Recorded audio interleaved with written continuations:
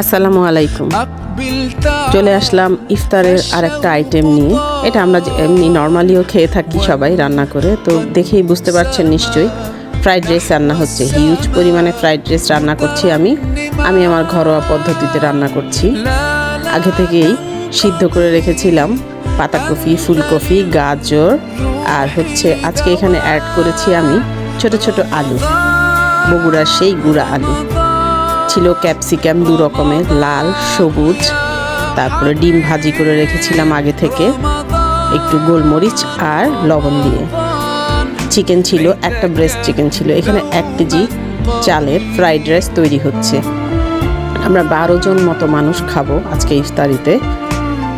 তো যাই হোক, টোটাল প্রণালীটা দেখালাম না, কারণ আপনারা সবাই জানেন এই রান্নাটা আমরা কম বেশি সবাই সবার বাসায় করে থাকি। তো আমার ফ্রাইড রাইসটা প্রায় রেডি হয়ে গেছে।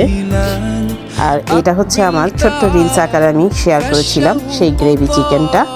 এটা আমি অলরেডি এটার রেসিপিটা আমি বলেছি, খুবই মজাদার খেতে। তো এই ফ্রাইড রাইসটার সাথে এটা পরিবেশন করার জন্য রান্না করেছিল মূলত।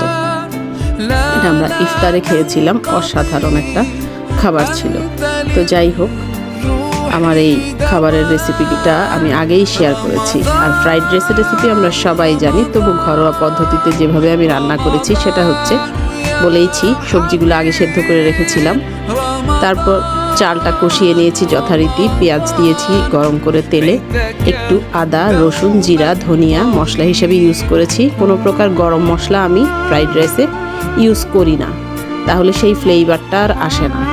আর আমি শাদি ম্যাজিকের ফ্রাইড রাইস মশলাটা এখানে ইউজ করেছিলাম পুরোপুরি টেস্টটা আসার জন্য, আর স্বাদের জন্য একটু চিনি ইউজ করেছিলাম, লবণ তো থাকবেই। তো এই আমার টোটাল প্রণালীটা।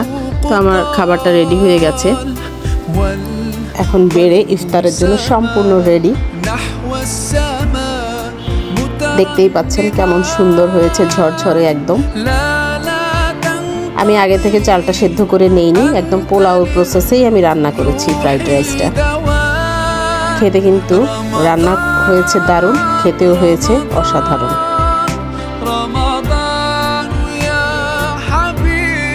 এই আমার ফ্রাইড রাইসটা, কেমন সুন্দর দেখা যাচ্ছে, লাল সবুজ হলুদ।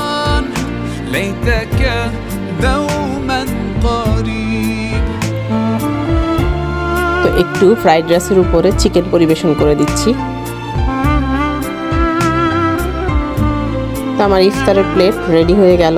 যদি ভিডিওটি ভালো লেগে থাকে লাইক, কমেন্ট, শেয়ার করে পাশে থাকবেন। বিদায় নিচ্ছি ভিডিওটি থেকে।